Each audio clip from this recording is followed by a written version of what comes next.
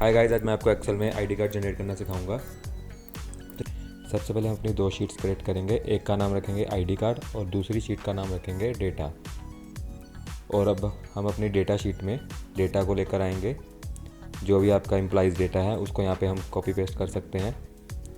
अब डेटा आप देख सकते हो कि प्रॉपर स्ट्रक्चर में नहीं है, इसको मैं प्रॉपर फॉर्मेट करूँगा और इसका स्ट्रक्चर प्रॉपर सही करूँगा कि यह डेटा दिखने में अच्छा लगे। तो आप देख सकते हो मैंने कंट्रोल टी करके इसको टेबल में कन्वर्ट कर दिया है और इसका जो थोड़ा सा डिज़ाइन चेंज करूँगा। और जैसे कि आप देख सकते हो मैंने ब्लू कलर मुझे ज़्यादा अच्छा लगा तो मैंने इसको ब्लू में कर दिया। अब एम्प्लॉई आईडी कॉलम में हम क्लिक करेंगे और यहाँ पे मैं डिफ़ाइन नेम्स बनाऊँगा, क्योंकि लिस्ट बनाने के लिए, ड्रॉप डाउन लिस्ट बनाने के लिए डिफ़ाइन नेम सबसे ईजी वे है, इससे ईजिली लिस्ट बन जाती है। आप देख सकते हो एम्प्लॉई आईडी करके नेम आ गया है। और अब मैं अपने आईडी कार्ड शीट में जाऊँगा जहाँ पे मुझे सारी डिज़ाइनिंग करनी है। और यहाँ पे आप देख सकते हो डेटा मैनुअल भी आप लिख सकते हो, या फिर आप एक फॉर्मूला यूज़ कर सकते हो ट्रांसपोज, और अपने कॉलम्स को, हॉरिजॉन्टल कॉलम्स को यहाँ पे वर्टिकली दिखा सकते हो। तो आप देख सकते हो यहाँ पे मेरे कॉलम्स भी आ चुके हैं जो जहाँ पे मुझे जिसकी वैल्यू चाहिए। अब मैं यहाँ पे इसका थोड़ा सा फॉर्मेट सेट कर देता हूँ, इसका फ़ॉन्ट साइज़ छोटा कर देते हैं। और अब इसके साथ वाला एक मैं कॉलम भी यूज़ करूँगा जहाँ पे मुझे वैल्यू शो करनी है, उसका ही मैंने फ़ॉन्ट छोटा कर दिया। यहाँ पे अब मैं फॉर्मूला यूज़ करूँगा ट्रांसपोज और एक्स लुकअप। और लुकअप वैल्यू में यहाँ पे F2 को रेफरेंस देता हूँ जहाँ पे मुझे लिस्ट ड्रॉप डाउन लिस्ट बनाऊँगा। और लुकअप एरे में मैं एम्प्लॉई आईडी को सिलेक्ट करूँगा और रिटर्न एरे में मैं अपना होल डेटा लेकर जाऊँगा, क्योंकि मुझे सभी कॉलम्स चाहिए यहाँ पे। तो अब F2 में मैं लिस्ट बनाऊँगा, तो मैं यहाँ पे सोर्स में अपना एम्प्लॉई आईडी नेम दे रहा हूँ जो मैंने डिफ़ाइन नेम्स बनाए थे। अब आप देख सकते हो लिस्ट शो कर रही है यहाँ पे और डेटा भी अपडेट हो रहा है साथ ही साथ।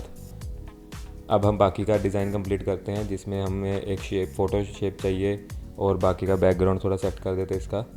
तो बस अब मैं डिज़ाइनिंग कंप्लीट कर रहा हूँ। आप अपने हिसाब से डिज़ाइनिंग कर सकते हो, क्योंकि हर किसी की अपनी अपनी चॉइस होती है। तो मैंने जस्ट सिंपल एक डिज़ाइन यूज़ किया है। मैं बस आपको बेसिक सिखा रहा हूँ कि अगर आपको कोई और डिज़ाइन में भी बनाना है वो भी आप इजीली बना सकते हो। तो अभी बेसिक मैंने सिंपल डिज़ाइन यूज़ किया है। तो आप देख सकते हो जैसे कि डिज़ाइनिंग का प्रोसेस चल रहा है अभी। तो मैं वीडियो को फास्ट फॉरवर्ड कर रहा हूँ।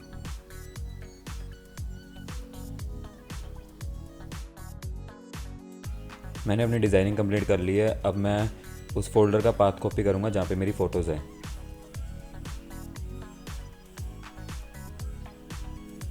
तो अब मैं अपना VBA एडिटर ओपन करता हूँ जहाँ पे मुझे VBA कोड अपना पेस्ट करना है, और यहाँ पे मैं अपना VBA कोड पेस्ट कर दूँगा। और यहाँ पे आप देख सकते हो अब इस जगह पर मैं अपना जो फोल्डर पाथ कॉपी किया उसको पेस्ट करूँगा। अब आप मेरे फोल्डर में फ़ोटोज़ देख सकते हो। और अब आप देख सकते हो मैं यहाँ पे एक यहाँ पे सैम्पल इमेज रखूँगा, क्योंकि मुझे इसके कोऑर्डिनेट्स चाहिए। तो मैंने यहाँ पे सैम्पल इमेज रख ली है।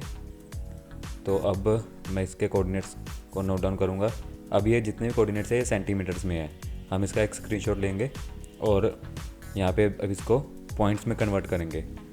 तो 1 सेंटीमीटर 28.3465 के बराबर होता है। तो हम इसको उसके साथ इंटू करके इसको पॉइंट्स में कन्वर्ट कर देंगे, क्योंकि VBA कोड सेंटीमीटर को नहीं समझता, वो पॉइंट्स को समझता है।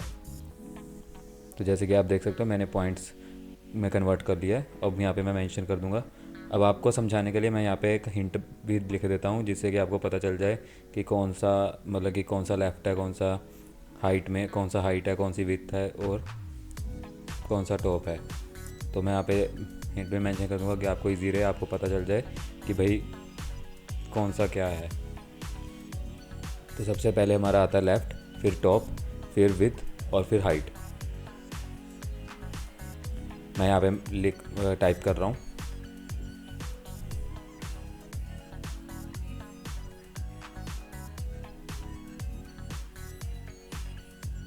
अब हम इसको VBA कोड को मैं चेक कर लेता हूँ कि इसमें कोई मिस्टेक तो नहीं है।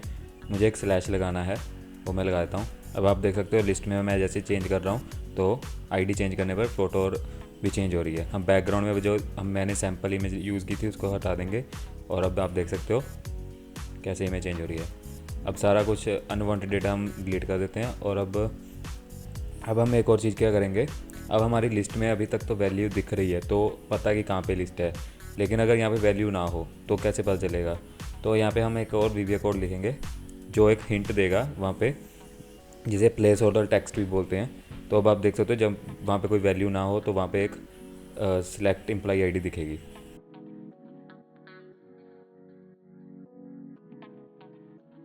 अगर आपका कोई डाउट है तो मुझे कमेंट कीजिए या फिर मेल कर दीजिए।